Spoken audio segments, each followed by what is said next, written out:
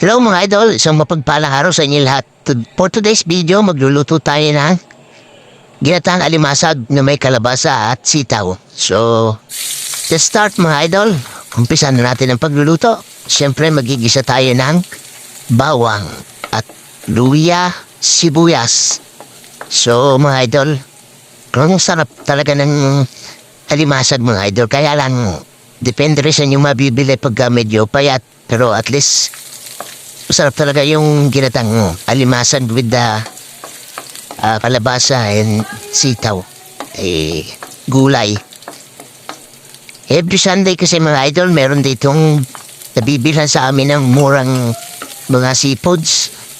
Kasi medyo pag Sunday, marami nagtitinda. So, kaya minsan napapabili tayo ng mga seafoods at katulad ng alimasag. At paminsan-minsan lang naman tayo nagluluto ng ganitong recipe.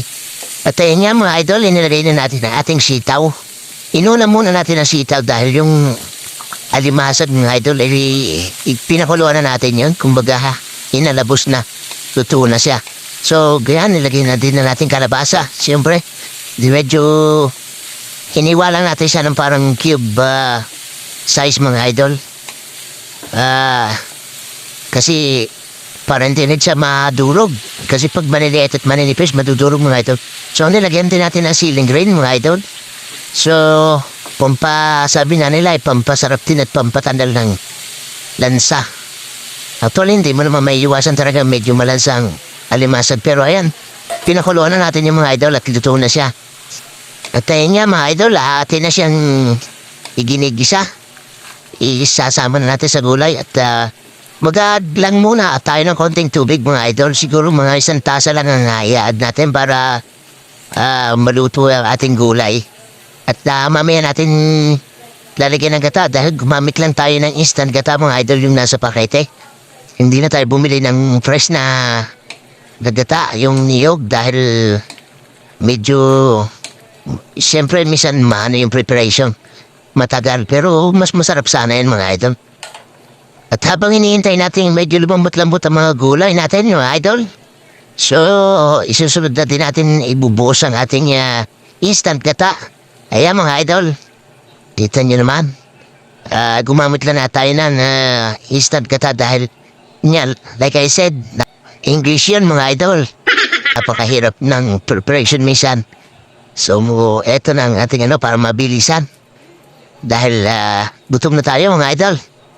Then, siyempre nagdagdag din tayo ng asin.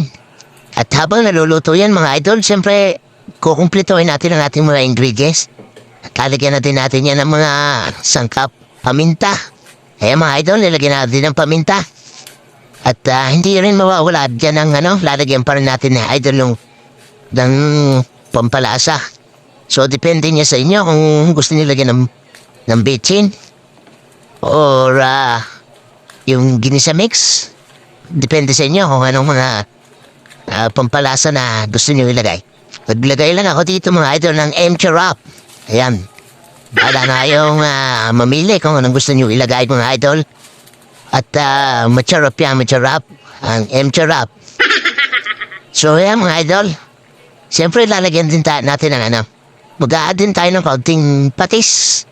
Mga idol, isang kutsara at kalahati. Depende sa panlasa. Tikman nyo muna at baka naman maging salty or maalat ng ating niluluto. So, siyempre, tikman din natin ang ating gulay mga idol kung malambot na. So, ayan, okay naman siya. Medyo malambot na ang ating kalabasa. Natutusok na siya ng tinidor. At siyempre, ang ating sitaw mga idol. Yung ating alimasag mga idol, walang problema.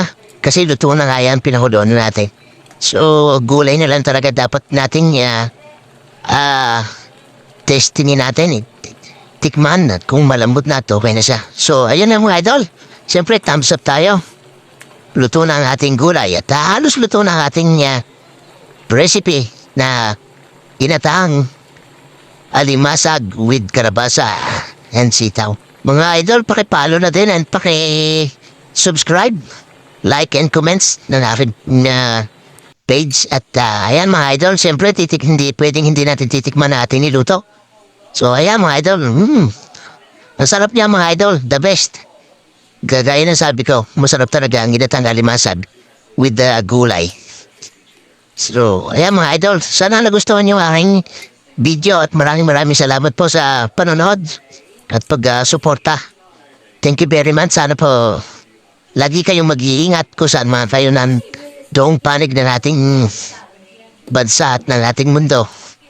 So, thank you mga idol. Talagang mapapakanta ka sa sarap mga idol. Kung ako naman ay mag-asawa, ang pipiliin ko, ang pipiliin ko, anak ng kusinero.